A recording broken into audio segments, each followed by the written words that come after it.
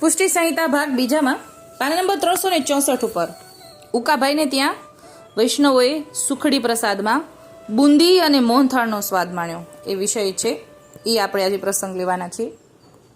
વિનોદરાય કહે છે, જયરામદાસ પ્રભુજી સોરઠ તરફ પધારવા પ્રયાણ કર્યું. પ્રભુજી અમરેલીમાં પધાર્યા. શ્રી ગોપાલાલજીનો સેવક ઉકા ભીમજી જ્ઞાતે મોઢ બ્રાહ્મણ, તેણે ગોપેન્દ્રજીને ભલી ભાતે સામયું કરીને પોતાના ઘરે પધરાવ્યા. પ્રભુજી અમરેલીમાં પધાર્યા છે એવી વધાઈ સાંભળીને આજુબાજુના વૈષ્ણવો શ્રીજીના દર્શન કરવા આવ્યા. વાસાવડથી રાજગર હરિભાઈ સિંહા પટેલ એમ મળીને 25 વૈષ્ણવો પ્રભુજીને વાસાવડ પધરાવવા માટે આવ્યા હતા. એટલે આવ્યા છે અમરેલીમાં, પણ વાસાવડ પધરાવી જવા માટે અમરેલીમાં આવ્યા. શ્રીજીનું દર્શન કરી વિનંતી કરી, રાજ અમારા ચુથલિયાઓનો મનોરથ પધારીને પરિપૂર્ણ કરવા કૃપા કરો. શ્રીજીએ કહ્યું, ઉકાનો મનોરથ ભોજન અહીંયા કરાવવાનો છે, તેનો મનોરથ ભોજન કરીને પરિપૂર્ણ કરશું, પછી અહીંયાથી વાસાવડનું પ્રયાણ થાય. એટલે ગોપેન્દ્રલાલજી એમ કહે છે કે ઉકાએ અહીંયા બધી તૈયારી કરી છે, એનો મનોરથ છે અમને ભોજન કરાવવાનો, તો એમનો મનોરથ પૂર્ણ કરીને પછી અમે વાસાવડ જરૂર પધારશું. શ્રીજીની આજ્ઞા સાંભળીને વૈષ્ણવ અતિ આનંદિત થયા. પ્રભુજીએ ઉકા ભીમજીને ત્યાં ભોજન કરીને તેનો મનોરથ પરિપૂર્ણ કર્યો. શ્રીજીએ બધાને પ્રસાદ લેવડાવવાની આજ્ઞા કરી. હવે ઓલા પધરાવી જવાવાળા વૈષ્ણવો પણ ત્યાં પધાર્યા છે 25. પ્રભુજીએ ઉકાભાઈને ત્યાં ભોજન કરીને તેનો મનોરથ પરિપૂર્ણ કરીને શ્રીજીએ બધાને પ્રસાદ લેવડાવવાની આજ્ઞા કરી. ઉકાભાઈએ શ્રીજીને વિનંતી કરી, રાજ અવેરથી વૈષ્ણવ આવ્યા છે તો આપ કહો તેમ થાય. શ્રીજીએ કહ્યું, ઉકા તું તેની ચિંતા ન કર, વૈષ્ણવને પંગત કરાવીને પ્રસાદી ધરી દે. એટલે કે જૂથ તો જાજુ થઈ ગયું, ગણતરી કરતા વધારે. એટલે ઠાકોરજી પાસે વાત કરે છે. ઠાકોરજી કહે છે કે તું એની ચિંતા ન કર, તું પ્રસાદ ધરવા માંડ, મહાપ્રસાદમાં કોઈ ઓટ આવે નહીં. શ્રીજીનું વચનનું પ્રમાણ માની ઉકાભાઈએ વૈષ્ણવને પંગત કરવા કહ્યું. રાજ ભોજન કરીને ઉઠ્યા છે, તમોને પંગત કરવાની આજ્ઞા થઈ છે, તો પંગત કરો તો પાતળ ધરાય. હરિભાઈ રાજગર તથા સિંહો પટેલ વિચારી રહ્યા છે કે આપણને આવ્યા જાજો સમય થયો નથી, તો આટલા જૂથનું સમાધાન કેમ થાય. જો આ હરિભાઈ રાજગરને સિંહો પટેલ આવ્યા છે ઠાકોરજીને પધરાવવા વિનંતી કરવા માટે વાસાવડથી. 25 વૈષ્ણવનું જૂથ છે. એટલે હવે એ લોકોએ વિચારે ને કે હજી તો આપણે એકાએક આવી ગયા, હમણાં જ આવ્યા છે, આટલી જલ્દી સમાધાન કેવી રીતે થાય, તૈયારી કેવી રીતે થાય. ત્યારે સિંહા પટેલે કહ્યું, હરિભાઈ શ્રીજીની આજ્ઞા થઈ છે, પછી વિચાર શાનો કરવો.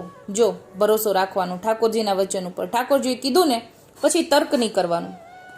ઠાકોરજીએ કીધું એટલે થવાનું જ છે, ભરોસો રાખવાનો છે. એટલે અહીંયા એ જ વાત કરી રહ્યા છે હરિભાઈ કે શ્રીજીની આજ્ઞા થઈ છે પછી વિચાર શાનો. એટલે હા, બે જ જવાનું હોય ને પ્રસાદ લેવા, એમ કહે છે.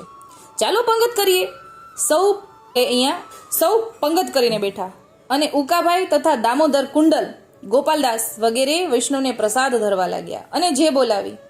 સૌ પ્રસાદ લઈ રહ્યા છે, પણ કોઈને ખબર નથી કે શું અલૌકિક સ્વાદ આવી રહ્યો છે. કોઈ મોહનથાળનો સ્વાદ માણે છે, કોઈ બુંદીનો, અને ધરવાવાળા તો એક જ વસ્તુ ધરી રહ્યા છે અને સ્વાદ દરેકને જુદો જુદો આવે છે.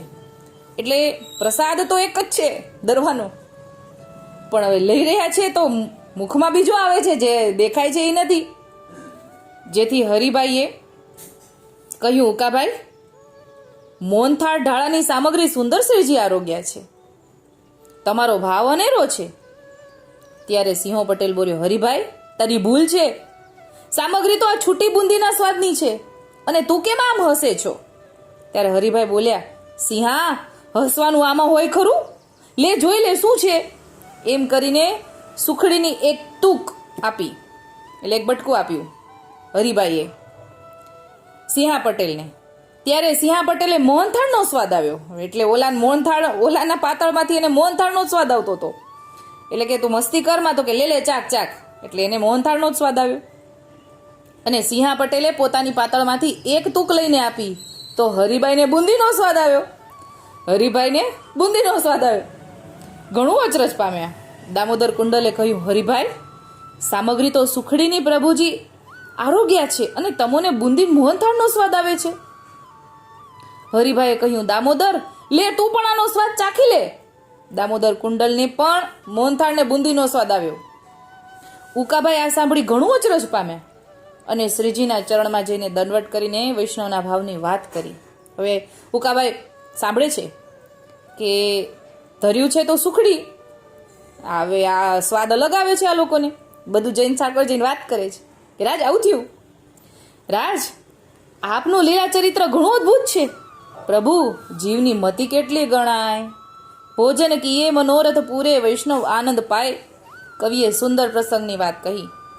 એટલે હવે જીવની મતિ કેટલી, શું સમજી શકે. ઠાકોરજી આજ્ઞા કરી એટલે આંખ બંધ કરીને આજ્ઞાનું પાલન કરવાનું.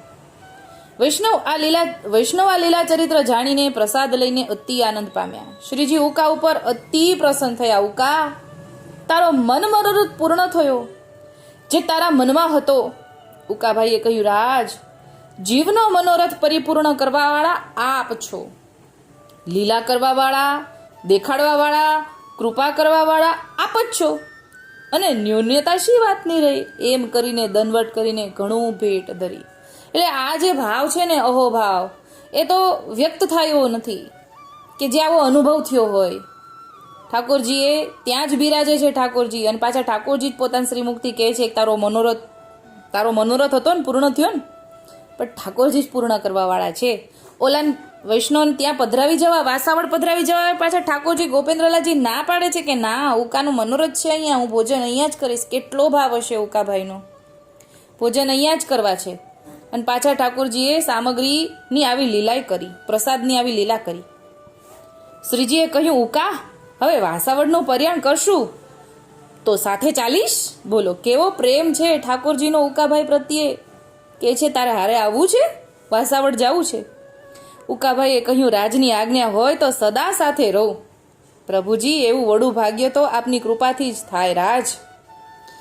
વિનોદરાય પાંચા બાબાને કહે છે, પાંચા બાબા શ્રીજી વૈષ્ણવના અવનવા મન મનોરથ પરિપૂર્ણ લીલાનું દર્શન દાન આપીને કરી રહ્યા છે.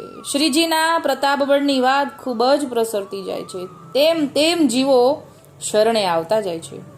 પ્રભુ શ્રી ગોપાલલાલજીની સેવક સૃષ્ટિનો વિસ્તાર પ્રભુજી વધારી રહ્યા છે.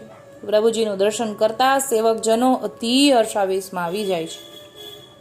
હરિભાઈ રાજગરે પ્રભુજીને વાસાવડ પધારવા વિનંતી કરી હતી અને પ્રભુજી વાસાવડ પધાર્યા. વૈષ્ણવ જૂથ પણ સાથે ચાલ્યું અને વૈષ્ણવ જૂથને અપાર આનંદ થઈ રહ્યો છે. એટલે ઠાકોરજીએ સામે ચાલીને ઉકાભાઈને કીધું, વાસાવડ જવું છે હાલ. એવા ઉકાભાઈ ઉપર ઠાકોરજીએ કૃપા કરી. એવા ઉકાભાઈને આપણા દંડવત પ્રણામ પહોંચે.